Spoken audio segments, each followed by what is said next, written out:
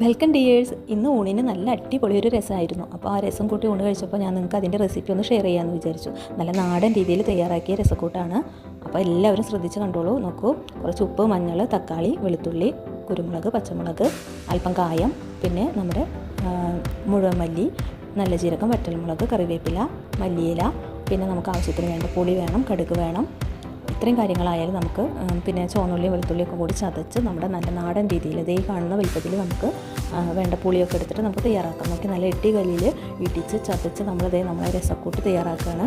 നല്ല സ്മെല്ലാണ് ഇങ്ങനെ രസം തയ്യാറാക്കുമ്പോൾ. അതുമാത്രമല്ല നല്ല സ്വാദാണ്. നമ്മൾ കടയിൽ നിന്ന് രസക്കൂട്ട് വാങ്ങി തയ്യാറാക്കുന്നതിനെക്കാട്ടിയും അടിപൊളി ടേസ്റ്റിലാണ് ഈ രസം. എന്താ വെച്ചാൽ നമ്മുടെ പണ്ടത്തെ മുത്തശ്ശിമാരൊക്കെ ഇതുപോലെയാണ് ചതച്ച് നമുക്ക് രസമൊക്കെ വെച്ച് തന്നിട്ടുള്ളത്. അപ്പോൾ നമുക്ക് ആ രുചിയൊക്കെ ഒന്ന് തിരികെ പിടിക്കും. അപ്പോൾ അതേ നമ്മുടെ കൊത്തമല്ലി, അതായത് മുഴുവൻ മല്ലി, അത് ചതയ്ക്കുമ്പോൾ തന്നെ നല്ലൊരു സ്മെല്ലാണ്. അപ്പോൾ നമ്മുടെ രസത്തിന് നല്ല വാസന കിട്ടണമെങ്കിൽ ഇതുപോലെ എല്ലാ ഐറ്റംസും നല്ലതുപോലെ ചതച്ചെടുത്തിട്ട് നമുക്ക് തയ്യാറാക്കാം.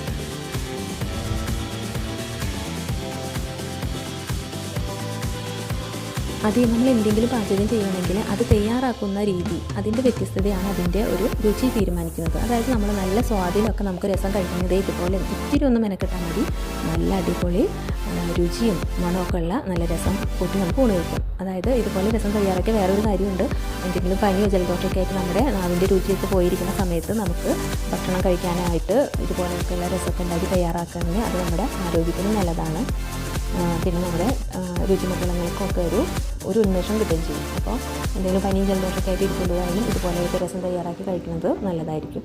അല്ലെങ്കിൽ നമ്മളിപ്പോൾ ഇനി വിഷുക്കല്ല വരുന്നത്. അപ്പോൾ ഇതുപോലെ രസമൊക്കെ തയ്യാറാക്കുമ്പോൾ നോക്കൂ, ഈ പച്ചമുളകൊക്കെ അരിഞ്ഞിട്ട് ഞാനിവിടെ ഈ തക്കാളി ചിലർ വാട്ടി നല്ലതുപോലെ കുഴയ്ക്കുന്നത് കാണാം. പക്ഷേ ഞാനിവിടെ പച്ചയ്ക്ക് തന്നെ നല്ലതുപോലെ ഈ ഇടിച്ച ഐറ്റംസിൻ്റെ കൂടെ ഇട്ട് നല്ലതുപോലെ കുഴമ്പ് പോലെ കുഴച്ചെടുക്കണം. നമുക്ക് വേണ്ട ഉപ്പൊക്കെ ഇട്ട് ഈ വീഡിയോയിൽ കാണുന്ന പോലെ രസക്കൂട്ട് എല്ലാം ഇട്ടിട്ട് കറിവേപ്പിലൊക്കെ ഇട്ട് നല്ലതുപോലെ, നല്ല സ്മെല്ലാണ്. ഇതുപോലെ നമ്മുടെ വീട്ടിൽ തന്നെ ഉണ്ടായ കറിവേപ്പിലയാണ്. അപ്പോൾ ഇതൊക്കെ ഇട്ടിട്ട് നമുക്ക് നല്ലതുപോലെ ഞെരടി എടുക്കാം. അപ്പോൾ ഉപ്പും കൊത്തമല്ലിയും നല്ല ജീരകവും ചുവന്നുള്ളിയും വെളുത്തുള്ളിയും ഒക്കെ കൂടിയിട്ട് കുരുമുളകൊക്കെ കൂടിയിട്ട് നല്ലതുപോലെ കുഴച്ചെടുക്കാം. അപ്പോൾ നല്ലതുപോലെ ഒന്ന് ഇത് കുഴച്ചൊരു പരിവാകുമ്പോൾ നമുക്കിതിലേക്ക് അല്പം നമ്മുടെ വെളിച്ചെണ്ണ ഒഴിച്ചു കൊടുക്കാം. അപ്പോൾ നല്ല സ്മെല്ലാണ് കേട്ടോ അവിടെയൊക്കെ. ഇനി പണിയൊന്നുമില്ല, നമുക്ക് ആവശ്യമുള്ള പുളിവെള്ളവും ഇട്ട് കൊടുക്കാം. ഇപ്പോൾ ഇവിടെ ഞാൻ പെട്ടെന്ന് കായം ഇങ്ങനെയാണ് റെഡിയാക്കിയെടുത്തത്. കായം സാധാരണ എല്ലാവരും വറുത്ത് പൊടിച്ച് ചേർക്കുകയാണ് ചെയ്യുന്നത്. എനിക്ക് സമയക്കുറവായതുകൊണ്ട് ഞാൻ എന്ത് ചെയ്തു, കായം എടുത്തിട്ട് കുറച്ച് വെള്ളം ഒഴിച്ചിട്ട് അതിൽ തിളപ്പിച്ചെടുത്തപ്പോൾ ആ കായം നല്ലതുപോലെ മെൽറ്റായിട്ട് വന്നിട്ടുണ്ട്. അപ്പോൾ നമുക്ക് ചട്ടിയിലിട്ട് ചൂടാക്കി കായം പൊടിച്ചെടുക്കുന്നതിനെക്കാട്ടി എളുപ്പത്തിൽ നമുക്ക് ഇങ്ങനെ ചെയ്യാൻ പറ്റും. ഇതേ നമ്മുടെ കായ ഇതുപോലെ മെൽറ്റായിട്ട് വന്നിട്ടുണ്ട്. നല്ല പേസ്റ്റ് പോലെ ആയിട്ടുണ്ട്. അപ്പോൾ നമ്മളതിൽ ഇതൊന്നും ഇട്ടിട്ട് നല്ലപോലെ കുഴച്ചെടുക്കാം. പിന്നെ ആവശ്യമുള്ള പുളിവെള്ളം ഒഴിച്ചിട്ട് നമുക്കതേ അടുപ്പത്ത് വയ്ക്കാം. അപ്പോൾ അത്യാവശ്യം നന്നായി തിളച്ച് വന്നപ്പോൾ തന്നെ സ്മെല്ലാണ്. പിന്നെ നമുക്ക് വറവിന് വേണ്ട സാധനങ്ങൾ ഇടാം. വെളിച്ചെണ്ണ ചൂടായി വരുമ്പോൾ അല്പം കടുകും വറ്റൽമുളകും കറിവേപ്പില ഇട്ട് കൊടുക്കാം.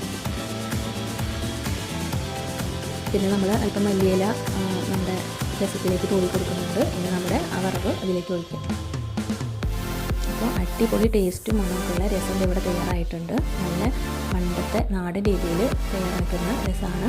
അപ്പോൾ ഇതുപോലെയൊക്കെ എല്ലാവരും ട്രൈ ചെയ്ത് വേഗം ഈ രസം കൂട്ടി നോക്കി അടിപൊളി ടേസ്റ്റുള്ള രസം തയ്യാറാക്കി ഇതുപോലെ എല്ലാവരും ഊണ് കഴിക്കുക. ഇനി പുതിയൊരു റെസിപ്പിയായിട്ട് ഞാൻ വീണ്ടും വരാം. അതുവരേക്കും ബൈ ബൈ.